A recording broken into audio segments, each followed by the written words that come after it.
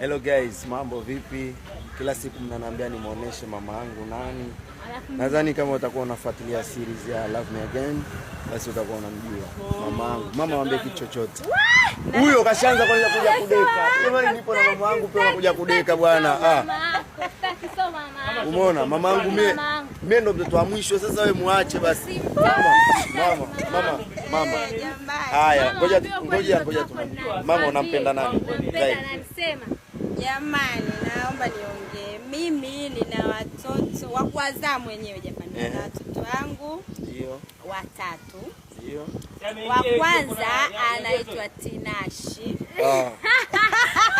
Wewe umesema niongee, si ndio nataka ni. Haya, wa pili. Wa pili anaitwa Halidi. Wa tatu anaitwa Falhati ama Glory.